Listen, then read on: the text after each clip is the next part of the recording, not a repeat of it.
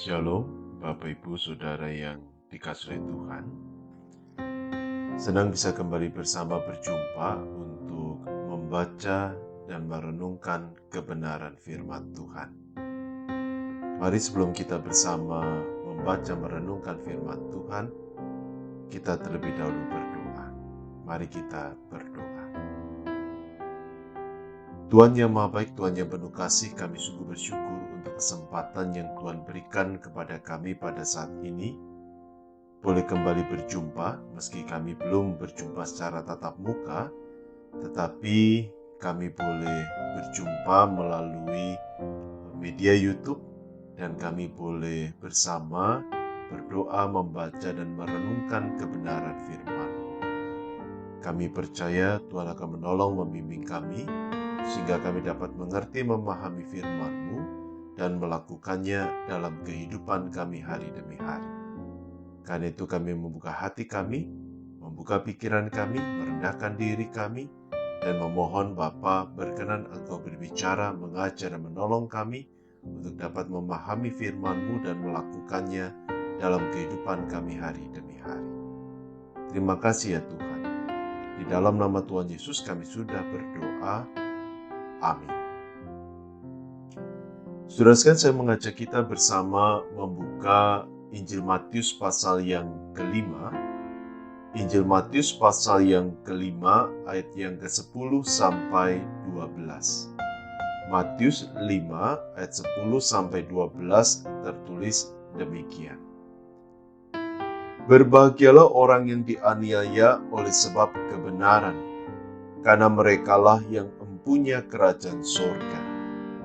Berbahagialah kamu jika karena aku kamu dicela dan dianiaya, dan kepadamu difitnahkan segala yang jahat. Bersukacita dan bergembiralah, karena upahmu besar di sorga. Sebab demikian juga telah dianiaya nabi-nabi yang sebelum kamu. Sampai sekian jawab bacaan kita pada saat ini. Bapak Ibu Saudara yang dikasihi Tuhan, seorang penulis bernama Miftahul Fikri, dia pernah menulis sebuah quotes yang sangat baik. Dia menulis, beranilah untuk berkata benar, tetapi takutlah untuk merasa yang paling benar.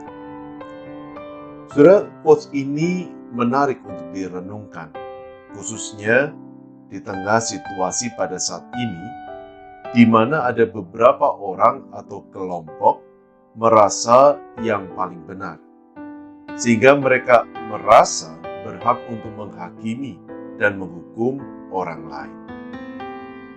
Pada saat yang sama, ada banyak orang yang justru memilih bungkam, tidak berani menyatakan kebenaran demi menghindari kesulitan bahkan penderitaan.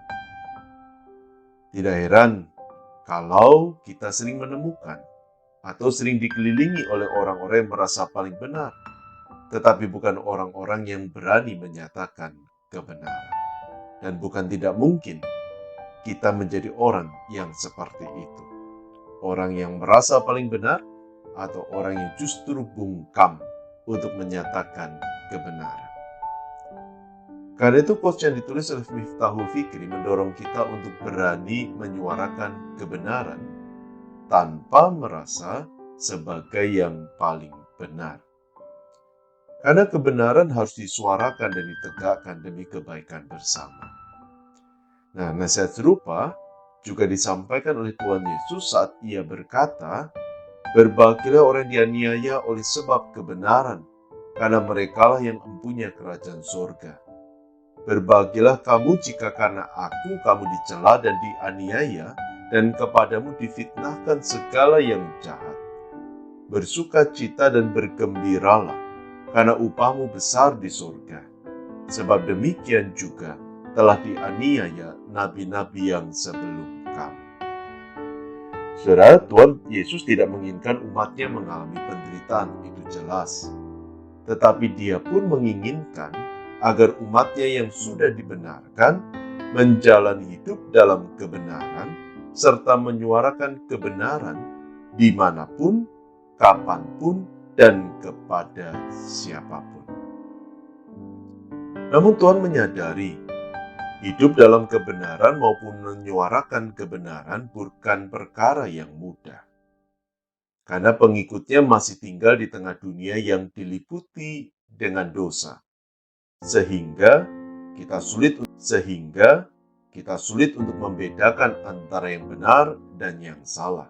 Roma 12 ayat yang kedua. Dan pada saat yang sama, ada banyak orang tidak menyukai kebenaran. Karena kebenaran menunjukkan kekurangan mereka dan dianggap menghalangi kesenangan mereka. Sehingga mereka berusaha untuk membungkam orang-orang yang menyuarakan kebenaran, demi mempertahankan apa yang menyenangkan hati mereka. Tidak jarang mereka menggunakan cara-cara kekerasan demi tujuan itu. Nah, tantangan itulah yang dihadapi oleh murid-murid Tuhan Yesus selama mereka hidup, melayani dan menyuarakan kebenaran. Sejarah mencatat Rasul Thomas yang ditusuk oleh tombak di India ketika memberitakan Injil. Rasul Yohanes dibuang ke Pulau Patmos. Yohanes Pembaptis dipancung kepalanya karena menegur Raja Herodes yang berzinah. Dan masih ada banyak contoh lain di mana para pengikut Kristus yang menyuarakan kebenaran justru mengalami banyak penderitaan. Nah, di tengah realita ini, Tuhan mempersiapkan dan menguatkan murid-muridnya di tengah penderitaan dengan menyebutkan 4 kata berbahagia, bersukacita, bergembira. Tidak lain, Tuhan menyatakan ini untuk mendorong murid-muridnya agar tetap berbahagia, bukan berputus asa di tengah segala derita mereka. Mengapa? Yang pertama, karena penderitaan merupakan kesempatan untuk menunjukkan kemurnian iman atau kesetiaan mereka di hadapan Tuhan.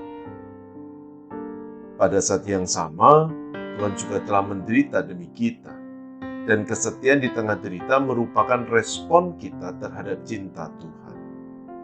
Dan kita pun percaya, di tengah segala derita Tuhan akan menguatkan kita untuk menanggung penderitaan itu. Jadi Tuhan tidak membiarkan murid-muridnya menanggung derita seorang diri. Dia yang sudah menderita demi murid-muridnya akan menguatkan umatnya dalam derita mereka. Karena itu apapun resiko yang kita hadapi saat menyuarakan kebenaran, jangan mundur. Tetapi suarakan kebenaran dengan penuh keberanian. Tentunya, kebenaran itu harus disuarakan dengan cara yang benar serta tujuan yang benar. Karena kadangkala masalah terjadi bukan karena orang tidak mau mendengarkan kebenaran, tetapi karena kita menyampaikan dengan cara yang tidak benar serta tujuan yang tidak benar. Karena itu sebelum menyuarakan kebenaran kita perlu memeriksa diri. Yang pertama, apakah kita sudah hidup dalam kebenaran? Atau kita sekedar pandai berbicara tetapi hidup kita jauh dari kebenaran? Apakah tujuan kita menyuarakan kebenaran itu? Apakah untuk kebaikan orang lain? Atau karena kita merasa yang paling benar sehingga berhak untuk menghakimi dan menghukum orang lain? Dan apakah kita sudah menyuarakan kebenaran itu dengan cara yang benar? Dengan lemah lembut, bukan arogan. Dengan penuh kasih, bukan penghakiman. Kalau kita menyuarakan kebenaran dengan cara yang tepat, dengan tujuan yang benar, niscaya Tuhan akan memakai hidup kita dan mengubah hidup orang lain. Amin. Mari kita bersama berdoa. Tuhan yang Maha Baik, terima kasih untuk firman yang boleh kami renungkan bersama pada saat ini. Yang mengingatkan kami bahwa kami adalah orang-orang yang sudah dibenarkan oleh Tuhan. Dan sebagai orang yang sudah dibenarkan, kami harus hidup dalam kebenaran, sekaligus juga menyuarakan kebenaran di tengah dunia yang diliputi oleh dosa. Tidak mudah. Ada banyak derita tantangan yang kami akan alami hadapi. Tapi kami percaya Tuhan akan menolong dan menguatkan kami. Terima kasih ya Tuhan. Kami bersyukur dan bila firman itu tepati dalam hati dan hidup kami. Berkati juga untuk kehidupan kami masing-masing, pekerjaan usaha kami, keluarga kami, studi kami, Allah berkati. Berkati juga untuk gereja Tuhan GKI Kutisari Indah. Kiranya Tuhan selalu memimpin dan menyertai, memampukan kami untuk hidup dengan benar dan menyuarakan kebenaran di tengah dunia ini. Berkati juga untuk bangsa negara kami. Nyatakan kasih-Mu bagi Indonesia. Terima kasih ya Tuhan. Kami sungguh bersyukur dan kami menyerahkan doa ini hanya di dalam nama Tuhan Yesus Kristus. Amin. Tetap sehat, tetap semangat. Tuhan memberkati, Dia akan memimpin dan menyertai kita.